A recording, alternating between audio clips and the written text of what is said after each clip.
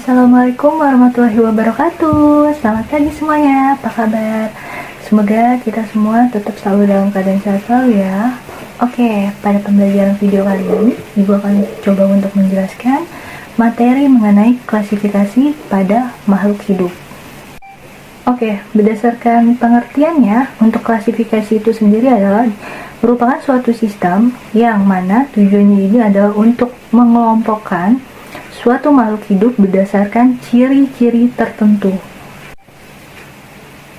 Oke, di sini Ibu akan menjelaskan mengenai ciri dari makhluk hidup itu tersendiri. Ciri yang pertama yaitu bernafas. Khususnya kita manusia pasti bernafas. Kita mengeluarkan karbon dioksida dan juga menghirup oksigen. Yang kedua, kita yang namanya bergerak. Yang ketiga, butuh namanya nutrisi. Yang keempat, yaitu tumbuh dan berkembang. Ya, kita dari yang tadinya kecil hingga akhirnya nanti tumbuh terus menerus hingga akhirnya nanti dewasa. Yang keempat, melakukan yang namanya reproduksi. Ya, tujuan dari reproduksi adalah untuk menghasilkan keturunan individu baru agar tetap lestari. Terus peka terhadap rangsangan atau iritabilitas. Nah, peka terhadap rangsangan iritabilitas ini biasanya dilakukan oleh tanaman putri malu, yang mana tanaman putri malu kalau disentuh dia daunnya akan menguncup atau menutup gitu. Yang terakhir yaitu mengeluarkan zat sisa hasil ekresi gitu.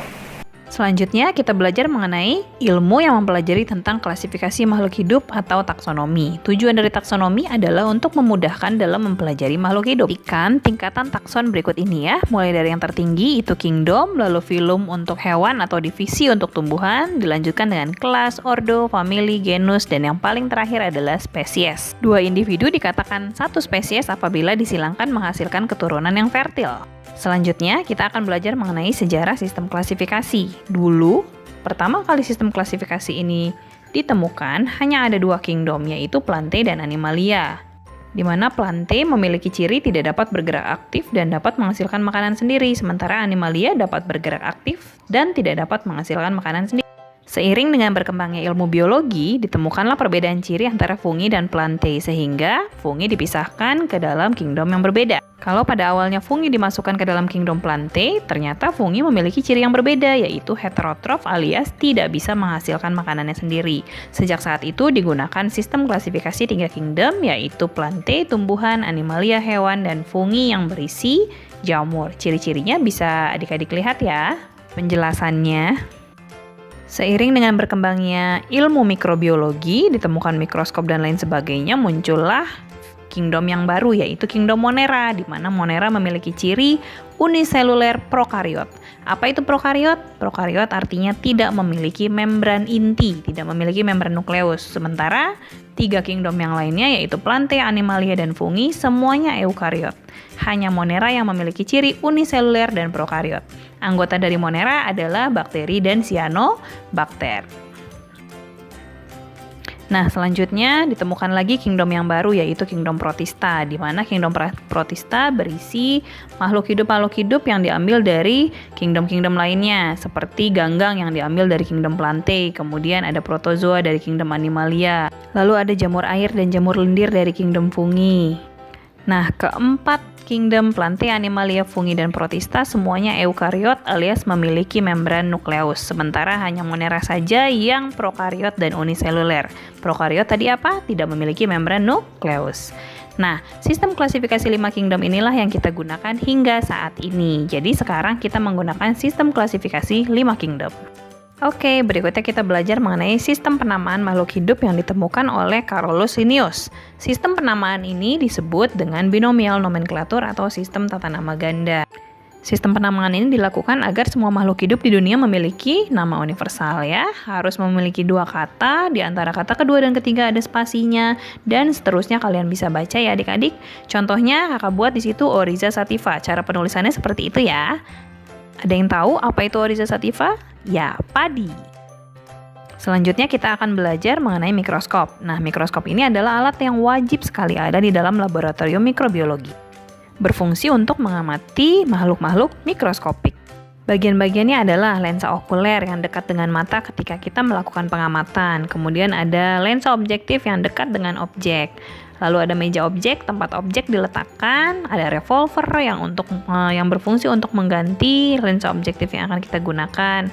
Kemudian ada makrometer sebagai pengatur fokus kasar. Ada mikrometer pengatur fokus halus. Kaki mikroskop sebagai tumpuan. Cermin sebagai sumber cahaya. Dan diafragma yang mengatur sedikit banyaknya cahaya yang kita butuhkan.